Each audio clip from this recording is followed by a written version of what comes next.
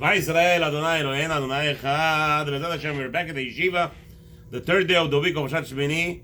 B'ezrat Hashem, we'll continue in the Parshat, the Shemeni, the Aliya starts in chapter 9, pasuk 24. ותצא אש מלפני השם ותאכל על המזבח את העולה ואת החלבים וירא כל העם וירונו ויפלו על פניהם. So there was a miracle happening, right? The miracle happened that Hashem sent out a fire and consumed everything was on the altar. And everybody was so in awe and inspiration, and everybody fell down. Now this is the Aliya, this is what we all cry on Yom Kippur, mourning the children of Aaron. נדב אביהו איש מחתתו ויתנו בהן אש וישימו עליה קטורת ויקריבו לפני השם אש זרה אשר לא ציווה אותם. The Torah tells us the indication that Nadav and Avihu, the holiest of the holiest, who were actually more holier than Moshe Rabbeinu and Aaron together, both of them, the two sons of Aaron, they will reach such a level of holiness that we'll see later that Aaron and Moshe Rabbeinu said they came as a kapara for us. And that's one of the reasons we learn that the tzaddikim's passing is a kapara for the generations. The problem with Christians, those crazy people, they're saying that their righteous people die so that the future generations will be forgiven. It doesn't work like that. The tzaddikim are getting punished only for one reason. It's for current and past averot if they didn't do tshuva. So two tzaddikim died. ותצא אש מלפני השם ותאכל. The ash came out אותם וימותו לפני השם, and they died on the spot. ויאמר משה לאהרון, הוא אשר דיבר השם לאמור, בקרובי אקדש ועל פני כל העם יכבד וידום אהרון. Moshe Rabbeinu says to Moshe, בקרובי, people who are more holy to me. Somebody, remember Malkiel, 3 years ago, there was a boy that died drowned, a Bulgarian boy. A Bulgarian boy died drowned in California somewhere, in Arizona. Remember the case? A Bulgarian boy died at age 20? A Bulgarian boy drowned in a river, no? You forgot? 3 years ago, there was a boy. Yeah, they were in a trip in Arizona and he died, drowned. No, he went into the lake and the lake had a spew there. He got drowned. He drowned. It was a dangerous lake. The family is fighting every day and night to close the lake. A lot of children died there, drowned in that area. So, but everybody's talking about this boy's kedusha. He's holy. I said, I said, people get upset with me. I don't care. The truth is the truth. The Gemara says, anybody who's not married at 20, ipoko atzmotav, destroy him, kill him. Hashem wants to murder this kid. So Hashem, ekravai kadesh. Hashem took the holiest of the holiest. He took a big tzaddik.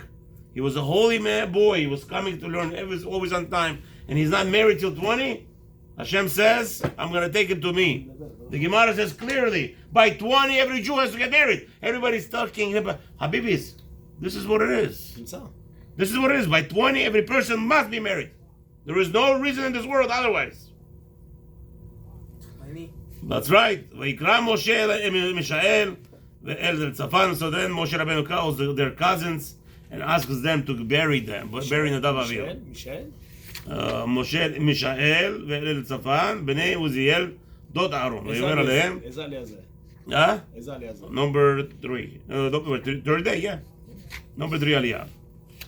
So then they took them ויקרבו ויישאו בכתונותם אל מחוץ במחנה כאשר דיבר משה. And then they came, the cousins, they took them out and they obviously the Leviim, and there was not a problem for them to be mitameh. Now this was the Shevat we already spoke about. This was the Shevat Yomim Ha'emei Elohim. This was the inauguration of the Mishkan. The 7 days, the holiest of the days. They were making the Mishkan viable and making things out of this world, right? And here you had Hashem sending the fire themselves. In the same way, these two tzaddikim that Hashem had to take, for whatever the reason is, yes, they did Avirah, they didn't do Avirah, whatever it is, all the machlokot put aside. Bikrovai HaKadesh, Hashem makes His name known only through holy people in this world. Somebody cries, why the 2-year-old child dies? Why the 5-year-old child dies? What do you mean why? He's the holy. They're the holiest. There's a more effect. You don't see that? A 2-year-old baby being murdered by a Palestinian, or a 25-year-old by the bus stop being murdered by a Palestinian. Whose death has more effect on people? Obviously the 2-year-old. Bikrovai HaKadesh. Shmata?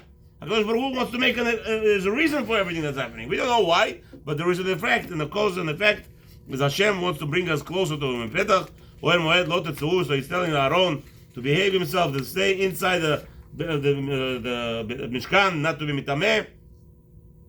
And that's the Aliya. V'daber Hashem el Moshe Aaron lemor. Okay, now Aaron is being guided. The chapter 8 starts in the third Aliya still. It's telling you now that some say this is the reason why they died. They came in a little bit drunk. They're not 100% perfect. That's why Kohanim are not allowed to drink, not allowed to make Kiddush between Shacharit and Musaf, because if Kohanim start drinking, they cannot make a bracha of Birkat Kohanim in Musaf. There's a lot of problems, right?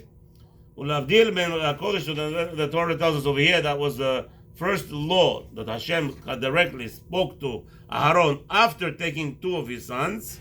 And ulorot et bnei Israel et kol hachokim asher diber Hashem alehem biyad Moshe. So we know that the Kohen is the as they say, a protection of the Jewish nation, the holiness of the Jewish nation, because the Kohanim are holy and they have the extra holy. That's their job.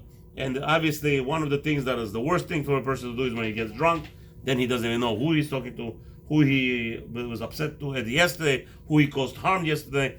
So the best way is to stay away from that and have a wonderful evening.